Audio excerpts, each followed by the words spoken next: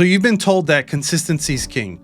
You've been told just to keep uploading, but that advice is killing your channel. If you want to grow, you need to stop posting. At least stop posting the way that you used to. I'm showing you why the upload and pray method is triggering the algorithm to ghost you. And I'm showing you the 5 specific signals that you should be focusing on instead of just hitting that publish button. This is the biggest advantage that a small channel can have right now, but it only works if you know how to trigger it. If you ignore these signals, you're basically going to be invisible still. But if you use them correctly, you can force the algorithm to promote your videos. So the first thing that you have to master is signal number 1. So this is the audience sampling phase. So most people think that YouTube just pushes your video to everyone at once. Well, it doesn't. Every video has to survive the specific sampling phase. And for most of us, this process plays out in the first 48 hours, which is why so many of your videos die after day 2. And if you're a newer channel, it doesn't always do it right away. It takes some time. YouTube scales your content through 3 tests: regular viewers, casual viewers, and new viewers. So to pass these tests, the algorithm looks at 2 literal numbers: click-through rate and average view duration.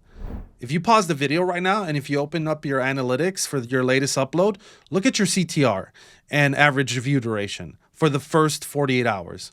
If you're a smaller channel, you may have to look up to the 7-day mark. So you aren't just looking for a good intro, you're looking for a line that stays as flat as possible from start to finish.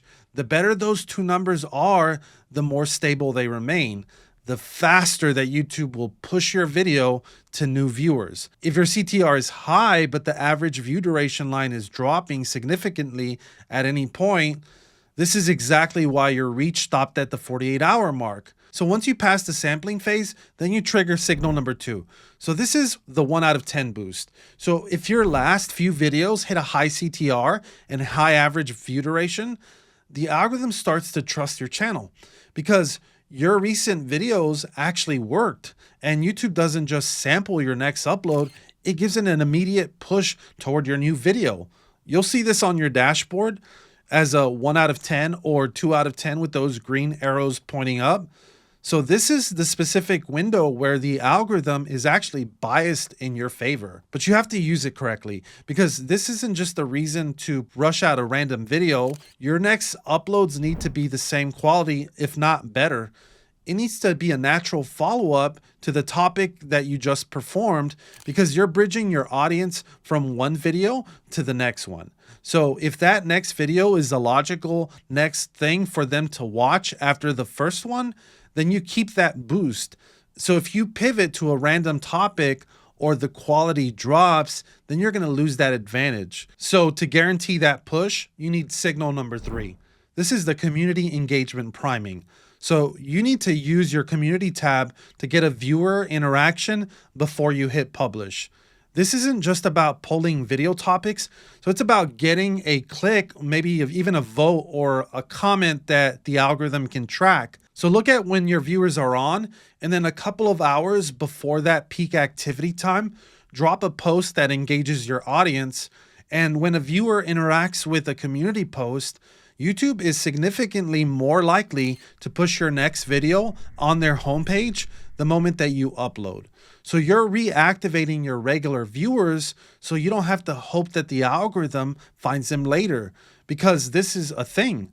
Instead of hitting upload and waiting for the algorithm to do the work, you're pre-qualifying your audience. So you get them into your ecosystem with a simple post, and then you follow up with the video, right? So this ensures that when your video drops, it's sitting right in front of people who just interacted with your channel. So this one here is the ultimate growth driver of them all, signal number 4. So this is the session start. So this is where the algorithm doesn't just track how long someone watches your video, it actually tracks what they do after they finish. So if a viewer watches your video and then closes the app, well, you've ended their session, and YouTube doesn't want that app closed. Your goal is to keep that session going or be a session starter. And if you can get a viewer to click from your video into another video, even if it's not yours, YouTube rewards your original video with more reach. So you're proving that your content keeps people on the platform. And the most effective way to do this is by using the best for viewer in-screen element. So let me show you. Instead of just guessing what they want to see next, you're letting YouTube's AI look at the person's search history and serve them the exact video that will keep them on the app. So you're essentially using YouTube's own data to extend the session for them.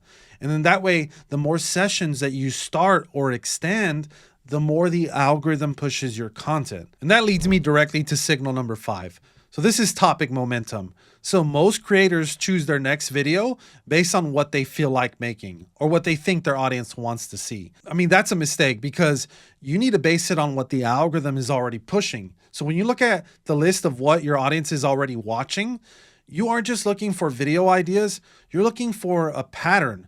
If several of the creators in your niche are all blowing up at the same time on a specific topic in the last 14 days, that's a high momentum topic because the algorithm is currently biased toward that subject because it has a ton of data on viewers that recently saw that video. So it already has identified millions of new viewers who are binging that trend.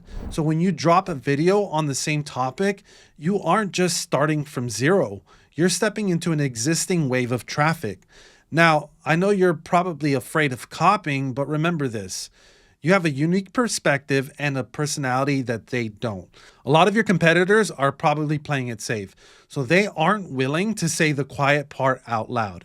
So this is where you're going to win because you're going to take that high momentum topic that everyone's already watching, but you're going to deliver it with the raw, honest take that your competitors are too soft to give. You aren't just giving them the same information, you're satisfying a viewer in a way that others can't. So you leverage your personality to speak louder on the things that others are going to be whispering about. So if you look at your last 5 videos and the data is gray and pointing down, it's because you ignored all of these signals or some of them. If they exploded with green arrows, it's because you hit them. Stop doing it by accident. Seriously. If your current signals are dead, you don't keep posting the same thing because it's just going to be more of the same stuff. So use these 5 data points to audit your next idea before you even turn on the camera. So that data tells you exactly what you want to do next.